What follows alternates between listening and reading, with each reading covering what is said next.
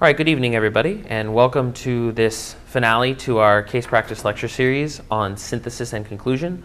Hopefully tonight you will have a better idea about how a case is solved all the way from the very beginning to the very end. Let's take a look at what we're going to be covering today. So, as a recap, we're going to be going over the solution process. Then we're going to be talking about why it's so important to conclude. We're going to talk about a key difference between summarizing versus synthesizing. We're going to go through the key aspects of a solid conclusion, do a couple sample conclusions in a non-business and business situation, and then finally we'll do a little bit of case practice. So let's start with looking at the solution process. So through about the last 8 lectures, we've been doing a lot of this: summarizing the case, clarifying the objectives, making a hypothesis and developing a structure, and then drilling down that structure. And actually we've kind of been circling through this over and over again as necessary. But one of the steps that we haven't focused too much on during this lecture series, actually one of the most important steps, is synthesizing and concluding for your client. This is a very important step because this is the information that they're going to gain from all of the analysis that you do. So why do we conclude in the first place? Well, as it sounds, it's extremely client-friendly, because at the end of the day, you were hired to give them recommendations and to give them analyses, so it's kind of your job to make it sound good to them. The other thing is that it shows your client that you understand all aspects of a case from beginning to end. If you just gave them a laundry list of every single thing that you did and all those kinds of things, and just gave it to them in the form of a gigantic table, that's not really showing that you really understand what's going on, what's important, and what's not. By knowing how to give a good conclusion, it's going to show that you know what's important and what's not important. And the other big thing is clients love recommendations. Once again, that's why you were hired, to give them a recommendation. And finally, in terms of the case interview, this is the last impression that you're going to give to your interviewer, and it's really important that you go out on a high note. That way they think very highly of you when they're thinking about who to hire. There's a big thing that we need to talk about here, which is the difference between summarizing and synthesizing. So I wanted to kind of summarize, in a way, everything here on these next couple slides. So let's talk about summarizing. Summarizing is a recap of all of the facts previously stated. In a way, you can think of it as bottom up. It lets the listener know what analyses were conducted, the various discoveries of the analyses, and finally the conclusions. And this is great for understanding how an answer was discovered. As an example here, you could say that we first looked at the revenue stream for our company. Then we looked at their various costs, and we discovered that there was an issue primarily in their variable costs. The variable cost issue was found to be caused by product A. Recommend to stop making product A. Now, by looking at that, you can get a lot of information about how you came to your conclusion. But there's a really important question that you need to ask yourself at this point, which is, does the client actually care about all the work you had to do to get to that conclusion? And 99% of the time, the answer to that is no. They really don't. They want the recommendation. They want to know why you gave that recommendation. And that's pretty much it. So we need a new way to give them this information. And in fact, the way we're going to do it is by synthesizing. So when we talk about synthesizing, it's a collection of the previously discovered facts intelligently organized to suit the client's needs. So instead of being bottom up, this would be considered top down. The key difference is it tells the listener what you discovered, but also what it means, and places the recommendation in the context of the overall business. And this is great for high-level decision-making. So those C-level people that you're going to be meeting with, they love this. So as an example, recommend to cease production of product A. Variable cost is too high, dragging down profits. Much different than what we saw on the previous slide. Now, if you're more of a pictorial person and you want to see this in a little bit more of a graphical form, we can do that as well. So here on the left, we're going to see summarizing. So you notice here we have analysis to conclusion, to another analysis, to another conclusion, to another analysis, to another conclusion. We're following it all the way down, following the arrows. And then finally, we jump to a recommendation. This would be an example of summarizing. On the right, we have synthesizing. Much different. We have the recommendation, where everything stems from. The conclusions that support that recommendation, and then another huge part, future steps, placing it in the context of the business. A much different procedure to creating a much more coherent conclusion that your C-level type people will really enjoy. So, let's talk about the key aspects that we'll see in this solid conclusion using synthesis. So here it is in 4 big steps. The first big step, the recommendation, the most important part of your conclusion. Because after all, that's what you were hired to do, give a recommendation. So, what is the answer to the original question? Think back to when you were asked the question by your client. What's the answer? Next big thing, reasons. Facts to support your previous recommendation. The key thing here is don't give too many facts. Pick the most pertinent data to back up your claim. The third step, pertinent information. This one is kind of an in-between between the reasons and restating the recommendation. This will come into play especially if the client asks for any other key information. Key information could be them asking about implementation, or maybe risk assessment, or possibly asking you what things did you not consider when you made your recommendation. And finally, kind of second most important, you need to restate the recommendation. When you see a recommendation on paper, it's easy to go back and read the recommendation. However, when you're speaking to somebody, it's easy to forget the recommendation sometimes. So it's a really good idea at the end to restate the recommendation you made all the way at the beginning of your conclusion. Okay, so with all of that in mind, there's a couple other things to remember. Your recommendation should answer the question directly asked at you. Don't answer a question that was not asked of you. The next big thing, do not give a wishy-washy non-recommendation.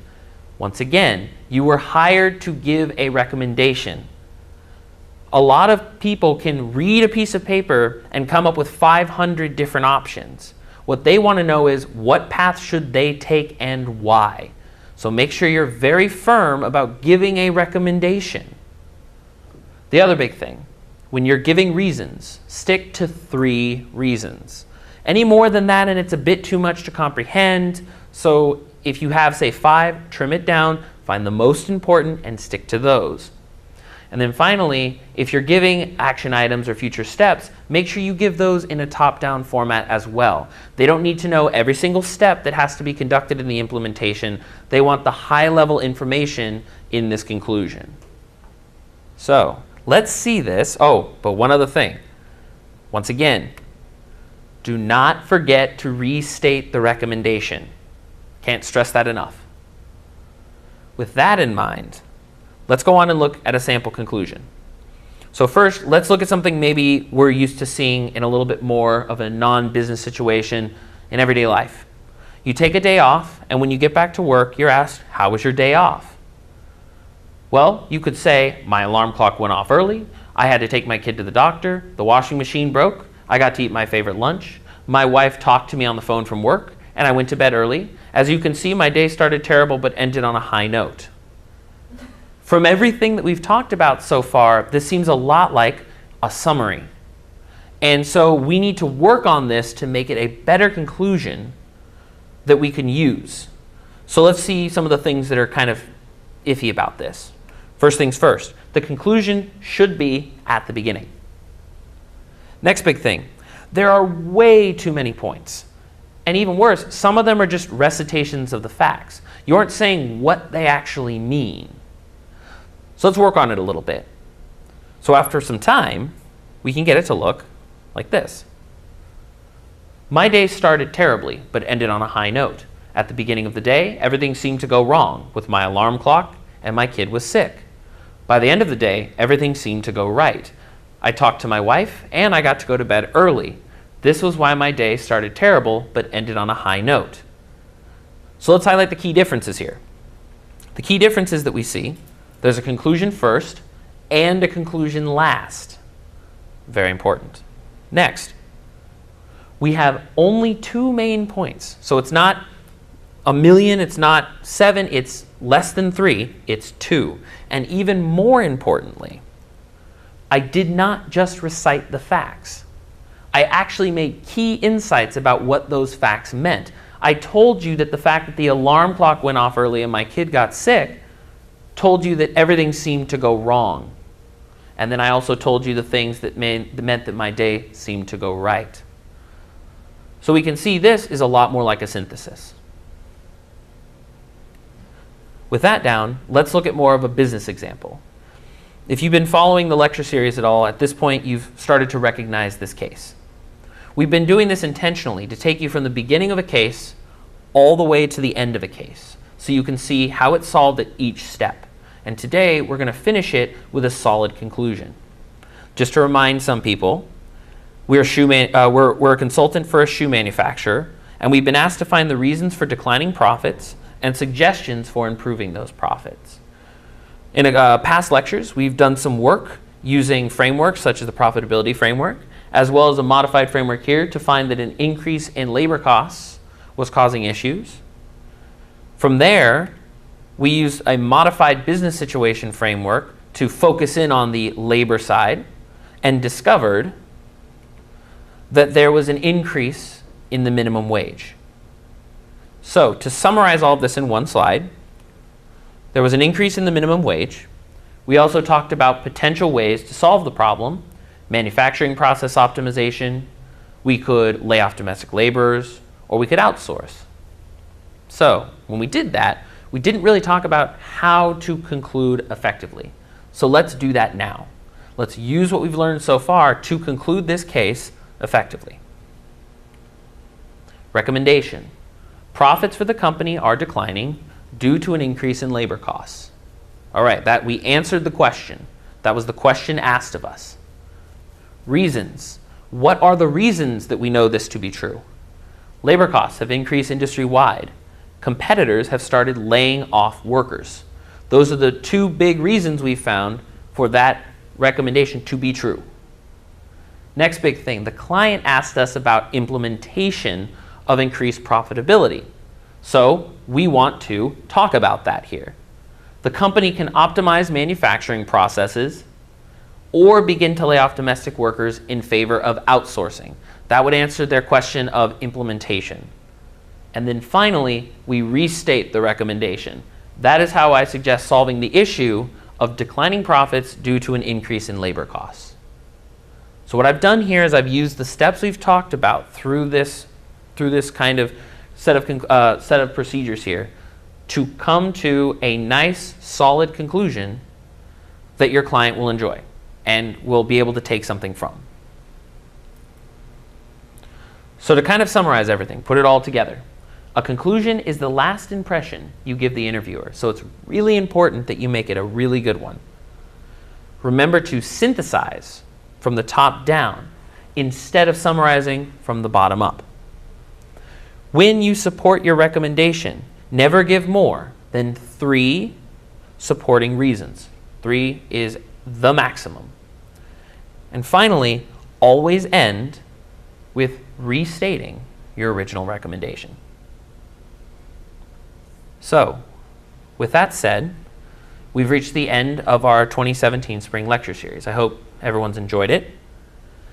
Just in case, if any of you have missed a lecture or you want to review previous lectures material, you can always find these lectures on our YouTube channel, which you can search for Duke APD Consulting Club.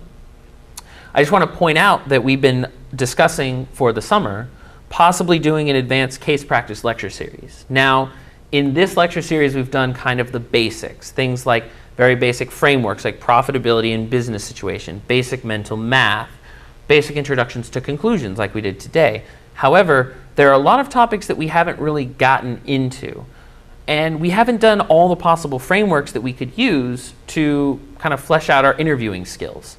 These are the kinds of topics that we would cover in this advanced case practice. At the moment, we don't have times and dates, but if you stay tuned to our YouTube channel, as well as subscribe to our newsletter, when we do get those times and locations, we'll make sure to let you know.